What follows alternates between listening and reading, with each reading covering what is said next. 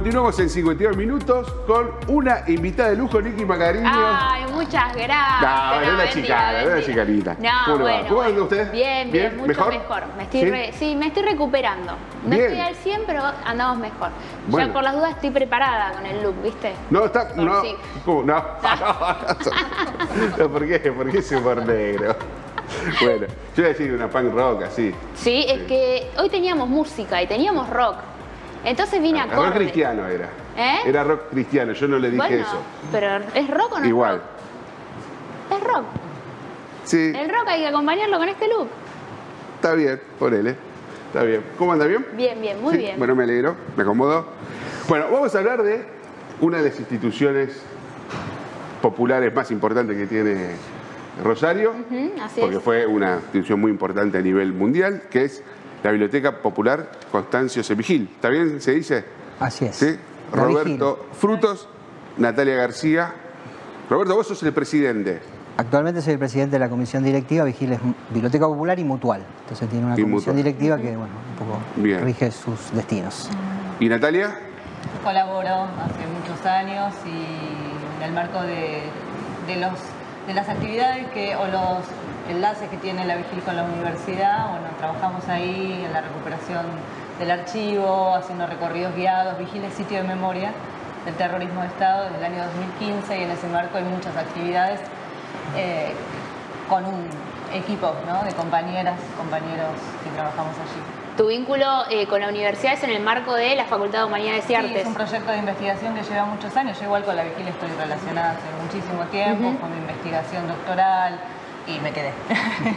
como muchos y muchas. Claro, como nos pasa mucho compañeros que se acercan colaborando en una de las tantísimas áreas. Hay mucho para hacer y proyectar y aportar en la Vigil, así que bueno, desde ahí, pero juntos siempre es muy colectivo el trabajo. ¿Qué es lo que se hace dentro de la Vigil? Bueno, se hacen muchas cosas. Respiramos porque... Muchísimas, sí, hay una larga... Muchas actividades históricas de Vigil que hemos ido recuperando, otras todavía no. Hemos sumado todo lo que es el área de memoria, de archivo, de recorrido guiado. Es un área obviamente que se creó a partir de lo que pasó post-intervención en el año 77, ¿no? Es recuperar la memoria de lo que había sido y la memoria de lo que fue la lucha por recuperar Vigil. Así que eso es un área, digamos, nueva, si se quiere, que ya tiene 10 años, desde que, por lo menos, antes incluso de que en el año 2005 se declarara sitio de memoria. Actualmente hoy Vigil tiene, bueno, hemos recuperado el servicio bibliotecario, que fue un servicio ejemplar de lo que fue toda la historia de Vigil y de cómo empezó la historia de la biblioteca allá en los años 50. Un teatro que, bueno, realiza múltiples actividades. Hay alrededor de 40 talleres educativos, culturales, de oficio. Tenemos varios espacios de muestras artísticas. Bueno, un sinfín de actividades fundamentalmente vinculados a lo educativo y lo cultural. El área que Vigil había desarrollado mucho más en lo social, lo mutual, bueno, es un área todavía... Vigil llegó a tener caja de ayuda mutua, digamos, espacios recreativos como fue la famosa colonia en Villa Gobernador Galvez. Cuestiones que todavía incluso algunos de esos bienes todavía están en litigio, ¿no?, en el marco de una causa judicial, en el marco de delitos económicos bajo el manto de delitos de lesa humanidad. Eso está... eso es Justicia Federal. Justicia Federal, claro. Por eso ¿Quién la tiene la causa? El juez Bailaque. ¿El juez Bailaque? El mismo que... El mismo, sí, el mismo que al que le dictaron la prisión domiciliaria, pero no... Sí, que no está, digamos, ejecutada. Puede salir. Digamos. Sí, esa división que estaba haciendo Roberto la hizo el juez. En realidad, el juez Bailac entendió, nosotros no acordamos discutimos con esa en ese mirada, momento. la discutimos, pero entendió que lo que había sucedido en la Vigil desde el 77 en adelante, digo en adelante incluso durante la década de democracia, porque la intervención y la liquidación... A ver, vamos a explicar un poco. Vigil, ¿cuándo empieza? ¿Cuándo nace? Y en los años mediados de los 40 en la vecinal, como una subcomisión de jóvenes que empiezan a formar una biblioteca dentro de la vecinal de Tablada. Se va desarrollando, va independizando, ya en el año 59 se funda formalmente la biblioteca. Y a partir de ahí, hasta el año 77, febrero del 77, que es intervenida por la dictadura. Ahí todos los años de esplendor, digamos, que vemos el edificio inmenso ese, las escuelas, todo. 40 inmuebles, no solo 20.000 asociados. 20.000 asociados, inmuebles en otras provincias también. Bueno, gracias a la rifa de la Vigil, ¿no? El poderío económico de la Vigil tiene que ver con los bonos que están circulando en las décadas del 50, 60 y 70 por muchas provincias argentinas. Eso les da un patrimonio a esta mutual, a esta sociedad civil. Único que, bueno, obviamente eso en el 77 empieza es un botín, un quiebre millonario para la dictadura, pero lo que apuntaba... Pues fueron torturadores, desaparecieron, secuestraron a un bebé y chorearon un montón. Y en el caso de Vigil se ve todo eso y se ve aparte el carácter cívico militar del proceso, del llamado proceso de la dictadura, la última dictadura, ¿no? Estimo que han quemado los libros también, ¿no? No solo libros, digamos, se destruyó gran parte del patrimonio, libros, discos, se robaron, se destruyeron bienes materiales, bueno, bienes inmuebles fueron mal vendidos, rematados, subastados con muchas dudas. Gran parte de los bienes, que son los únicos que hemos logrado que se devuelvan, pasaron en una especie de venta muy oscura a la provincia en el año 80, que fue donde funcionó el ministerio de la Delegación Sur o Sexta del Ministerio de Educación. Claro. Y esos son los únicos bienes que se devolvieron. Todavía hay, como decíamos, en la causa de delito económico, claro, hay un montón de bienes que todavía están, entre ellos, por ejemplo, alrededor de 30 hectáreas del complejo que era en Galvez, ¿no? Que había una parte, un centro recreativo, deportivo, playa y un espacio de unas 2 hectáreas de un plan de vivienda que estaba desarrollando Vigil con su propia empresa constructora, digamos, unidad constructora de Vigil.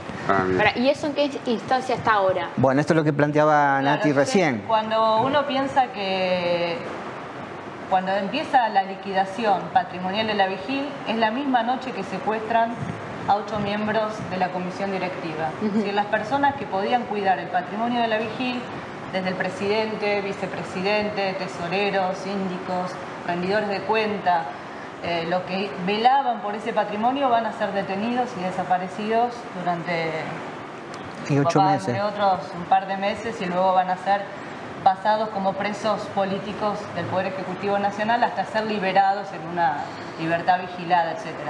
Entonces, hubo que detener, torturar, incluso desaparecer a la dirigencia para poder hacerse del botín y del patrimonio financiero. Por eso no estamos de acuerdo con esa mirada del juez Bailá, que separó. Una cosa es lo que le pasó a las personas y a la comunidad de la Vigil, y otra cosa es lo que hicieron con el patrimonio. Para hacerse de ese patrimonio hubo que producir estos delitos que son de lesa humanidad. Y desde esa mirada ha llevado las causas, con algunos avances, no todo lo que quisiéramos, y con mucha parálisis, diría yo.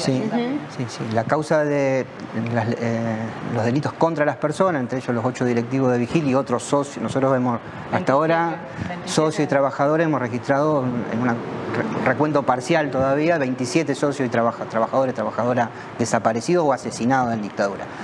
Entonces, se investigó esa parte de los delitos en la causa, lo que fue el causa FC 3 y 4. La parte económica todavía estamos en una etapa en donde hace 1 año y medio aproximadamente se llegó por la investigación a poder presentar nuestra querella, que a través de APDH, un pedido de indagatoria a algunos de los responsables, que consideramos son responsables de todos esos delitos. Muchos han fallecido, obviamente, han pasado 40 y pico de años, pero muchos están vivos. Incluso, por ejemplo, el tesorero que fue tesorero de la intervención del año 77 y que en el 2004, cuando se armó la asamblea para recuperar Vigil, todavía seguía ejerciendo sus funciones. 2004, 35 años, 36 años.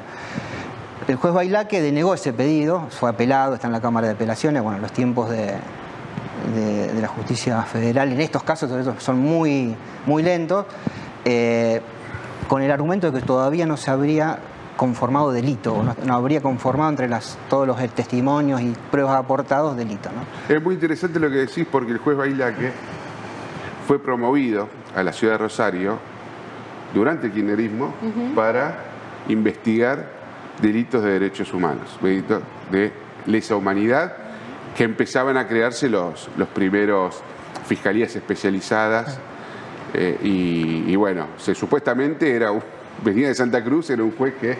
Sí, incluso es el mismo juez que, digamos, es muy raro de explicar que sea la misma persona la que da dos argumentos diferentes, o sea, por las razones en las que en otros momentos, justamente cuando asume esa fiscalía, nos da, le da a la Biblioteca Vigil la posibilidad de querellar en las causas, justicia y demás, luego se niega a ser parte de otras causas que están vigentes con un argumento completamente opuesto a la misma persona, ¿no? Claro. Una incoherencia llamativa. Sí, porque nosotros nos presentamos en una causa que inició Hijos, la agrupación Hijos, en 2017-2018, contra jueces y fiscales que o habían rechazado habeas corpus, no habían investigado denuncias, o incluso en algunos casos fueron partícipes y tuvieron prueba y testimonios de torturas, de detenciones ilegales. Entonces el juez Schoff es uno de los que deniega los habeas corpus de los directivos de Vigil, por ejemplo. Entonces nos presentamos en esa causa y con argumentos opuestos a los que había reconocido cuando nosotros nos presentamos en la causa FC3 para hacer querella, nos denegó también esa posibilidad, que también fue apelada, pero bueno, esa causa tiene la garantía de que como está Hijo ya va a avanzar, obviamente, pero nos negó a Vigil, que están todos los directivos de Vigil porque que presentaron habeas corpus, fueron denegados, entre esos, por lo menos el de mi viejo, que fue Raúl Fruto, denegado por Schoff, ¿no? Que fue el juez federal, que es uno de los que más implicado en este procedimiento de complicidad con la dictadura. ¿Estas incoherencias que tuvo el juez Bailaque lo adjudican a algo? ¿Tienen algún tipo de hipótesis? Yo creo que pasa, hay varias cuestiones. Me parece que tiene que ver con los tiempos políticos, algo que aquel juez puesto en su momento, como planteaba, traídos desde el sur y con perspectiva como otros, digamos, para avanzar en las causas de delitos económicos, delitos de lesa humanidad en la investigación. Cuando la coyuntura política habilitaba y era favorable, actuó de una manera. Hoy que esa coyuntura es mucho más compleja, donde hay que, digamos, plantarse de otra manera, los jueces, este juez por lo menos, actúa en contrario a lo que había sancionado y resuelto en otros momentos. También hay que decir que la vigilia es una causa incómoda, creo que para muchos sectores es una causa de la que hay que hablar de delitos económicos, o sea, además de los crímenes conocidos, de genocidios culturales, de colaboración civil, de la inacción o complicidad de es un larguísimo listado de organismos del Estado que no accionaron ni cuidaron patrimonio de una comunidad, porque la Vigil tenía un patrimonio científico, cultural, mutualista, productivo de toda una ciudad, no solo en dictadura, sino en largos décadas de democracia. Claro. Entonces, muchos de a la Vigil llegó la Marina, el Ejército, civiles, no faltó nadie a la fiesta de la intervención y de la destrucción patrimonial, y muchos fueron ocupando luego cargos estratégicos en la democracia. Entonces, no hay ficha limpia en ese sentido, ¿no? Claro, entre los interventores de Vigil tenés personal que estuvo en Tribunal de Cuentas de la provincia, procurador de la provincia durante varios años, funcionarios que después tuvieron distintas funciones en la administración pública de la provincia. Entonces, bueno, también pero vos decías, Roberto, la misma fue sede de un ministerio. De un ministerio, claro. O sea, un lugar que se le fue choreado a una sociedad y después el Estado hizo lo que quiso. Y volviendo al caso de por qué nosotros siempre planteamos que los delitos económicos contra las personas, los delitos de lesa humanidad, parte de un mismo proceso, en el caso paradójico particular de Vigil, vos ves que algunos de los funcionarios puestos en áreas muy sensibles, como en la escuela secundaria, con cargos de asesor pedagógico y demás, eran parte de la patota de FECET. Por ejemplo, el caso de Alcides Ibarra, que ya tiene condenas a perpetuidad por delitos de lesa humanidad. Era parte de la patota de FECET y tenía el cargo de asesor pedagógico. O Carlos de Fulcini también, personal civil de inteligencia, que era el rector de la escuela secundaria. O sea, incluso en las personas físicas estaba esta concreta dualidad del proceder, en donde la intervención tiene ese doble matiz. Tanto los delitos de lesa humanidad se cometieron en función también de una decisión política de destruir Vigil y de saquear todo lo posible durante muchísimos años. Sí, que después se reciclan, ¿no es cierto? Como se van reciclando, muchos de ellos en universidades privadas. Claro, sí. Bueno, Pangia, hablando de universidad, por ejemplo, fue otro de las personas que después, bueno, fue rector de psicología durante la dictadura, pero después siguió ejerciendo... Daba conferencias sobre violencia de género en el Colegio de Abogados. Raúl Pangia, que había sido el psicólogo, su profesión, muy temido por los estudiantes. Una figura muy temida porque era muy perversa, ¿no? Y toda esa camarilla que fue convocada por la intervención, sí, sin duda fueron y siguen trabajando en áreas estratégicas, ¿no? Bueno, todas estas cosas contamos en los recorridos guiados, pero... Todo esto era para Nada más y nada menos. decir que hay unos Para recorridos. invitarlos. Sí. Para quienes no conozcan, Sí. ¿dónde está ubicado? La Vigil, La bueno, Vigil, está, sí. el edificio, la sede recuperada está en la 8ª, bien la esquina de Lenin y Gaboto. Ahí, bueno, decir la Vigil es decir nosotros mismos, ¿dónde estás? Claro. ¿Estás en Alén? ¿Estás en Gaboto? Porque es Toda esa una media manzana. manzana muy grande, hay que precisar la Vigil. En estos recorridos guiados nos concentramos en Alén 3078, que es el ingreso a la biblioteca, y vamos contando esta historia, pero no así sentados y monologando, sino recorriéndola, marcando los lugares donde sucedieron los hechos, y transitamos desde el archivo para empezar a ver imágenes que hemos recuperado, que también es parte de la memoria visual. Eso está muy bueno, mostrarle la materialidad de la vigilia de aquellos años. La gente se conmueve mucho, despierta mucha memoria emotiva la vigilia. Sí, parte de esa materialidad. Parte, Porque recordemos, queda un montón No, para... no, y para- incluso pensar el trabajo que hicieron las compañeras, bueno, con Nati a la cabeza y otras. Perdón, muchas. estamos viendo fotos, a medida que vamos hablando, estamos viendo Los fotos de recorridos. recorridos, Decía, mucha digo, gente esa va. materialidad de la que hablamos, digo, parte del trabajo monumental que han hecho las compañeras y otros compañeros también que están encargados del área de archivo y de memoria en general, es recuperar, porque pensemos que Vigil fue destruido todo lo que era documentación, aparte de una institución con un orden administrativo impecable. De hecho, bueno, está la historia de las máquinas IBM, las primeras que hubo en el país, para registrar no solo Esas, el tema... las IBM, las gigantes IBM, las 360 y Sí. posteriores que... Centro de cómputo. El centro de cómputo. ¿el no sé, fue el primero que tuvo Argentina? No, es uno de los No. primeros, a ese nivel el frigorífico Swift y la Vigil estaban. Al mismo nivel de la potencia tecnológica, había salido hace 5 años en Estados Unidos. Fuera de Clementina, con Manuel Sadowski a la cabeza en el Instituto del Cálculo de la UBA, que fue desmantelado durante la noche de los ratones largos en el 66, no había una potencia computacional en el campo nuevo, ¿no?, de la computación. Y era liderado por mujeres, ese centro de cómputo, programadoras mujeres. Muy interesante. Muy interesante. ¿Y en qué días y horarios se puede hacer este recorrido? Bueno, hacemos. Acá tenemos un programita armado ya hace 10 años, fue declarado de interés municipal. O sea, esta cosa empezó de boca en boca y ahora de hace un tiempo hay mucha demanda, por suerte. Es raro, es loco, porque en estos tiempos de negacionismo y banalización la demanda sube. Al contrario, como que socialmente o en el ámbito de la educación va en la dirección contraria, ¿no? Así que tenemos un programa para las escuelas, esos con turnos previamente. Sí. Consulte la página web, que está buenísima, está toda la información. Y este que hacemos es una vez al mes, abierto a la comunidad a las 10 de la mañana. Te caes ahí en Alem 3078 con unos mates, zapatillas para ir cómodo y empezamos la recorrida. Sí sepan que son 2 horitas y media. Se hace. No sé si estoy diciendo Por ahí toda se la hace un verdad. poquito más, a veces. Pero la gente dice que lo pasa muy bien, a pesar de que es una historia densa, que tiene estos momentos duros.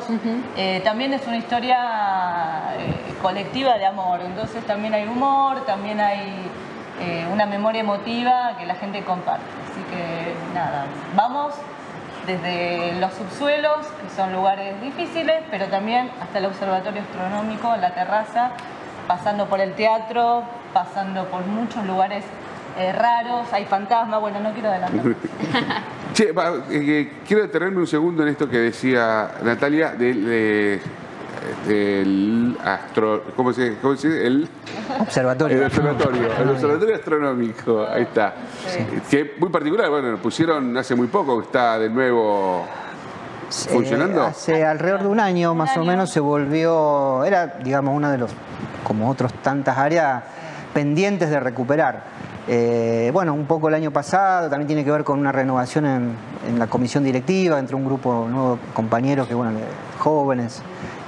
Más jóvenes que más nosotros. jóvenes, un poco más jóvenes, Una nueva que, generación. bueno, entre otros impulsos, trajeron la posibilidad a partir de vincularse con docentes de ingeniería, de la Facultad de Ingeniería, aficionados también a la astronomía, de ver qué pasaba con ese observatorio. Nosotros sí sabemos, tiene una larga historia de destrucción, de robos, Sí, ¿no? de la dictadura, pero también en democracia. en distintas gestiones. Entonces no teníamos ni idea, sabíamos del famoso robo de la lente entre el año 79 y el 82, por poner un rango. ¿Qué se chorearon? ¿Qué es Las eso? lentes especiales de ese observatorio fue comprado y montado por la firma Zeiss de Alemania Occidental. Vinieron técnicos a instalarlo, fue todo un acontecimiento. Ese sí era... De toda la ciudad. Claro, y en su momento era el único en toda la América Latina con un telescopio reflector y uno refractor. Era el único en América Latina durante mucho tiempo. Fue también, como otras tantas cosas que hizo Vigil, muy de avanzada. Bueno, y el año pasado, a partir de un docente, Carlos Silva, que se acercó, que es socio, bueno, ahí descubrió que había una lente que tenía una vieja historia, no era la lente original, sino una lente en el año 1998 más o menos.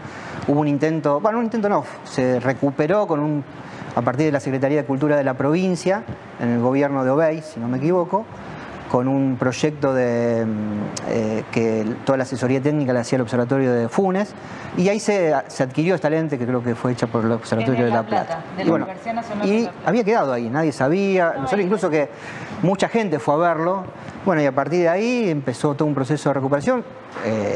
Es muy lento, hay mucha destrucción hubo, hay un solo telescopio, el otro, si bien estamos avanzando bastante en dónde está, y que seguramente próximamente habrá novedades también al respecto. ¿Ah, sí? No pueden dar ningún adelanto en 52 minutos. Mira, estamos en eso. Yo creo que va a haber muy cerca. A mí me dice que está lo tiene un cura, que lo tenía un cura. Ahí sabe, mira, ahí sabe. Siempre lo preguntamos en los recorridos y no falla. ¿Ah, no? ¿No lo tenía el cura? El padre Pisi, ¿no? Pobre. En este caso, la iglesia no tuvo. Hay mucha historia de... Me habían dicho eso, yo tenía la idea esa. Cierto sector de la iglesia merodeaban la vigilia y querían quedarse con eso. Es una hipótesis fuerte. Pero en este caso, no sé. Ah, no fue. Habría que buscar por ahí. No era el padre Pisi, mirá vos. Habría que buscar por ese lado. Bueno, bien, ya fue el padre Pisi, pobre, que en paz descanse. Está a punto como de, vamos a decir, de terminar de aclararse una larga historia que tiene. Es como una episodio 38 de la temporada 2 del Observatorio Astronómico. Tiene mucha historia detrás, pero a lo mejor... Bueno, cuando esté, pues ya nos quedamos sin tiempo. Queremos el dato. Cuando esté... Y vamos a poder completar la recuperación que iniciamos ya hace un año atrás y que está funcionando. Ya se hicieron observaciones de distintos planetas, a la Luna, los eclipses. Sí, muestra la calidad de lo que eran esos equipos, a pesar de que han tenido... Durante muchos años fue un palomar, literalmente dicho, quedó la cúpula abierta con literalmente palomas que vivieron ahí durante años.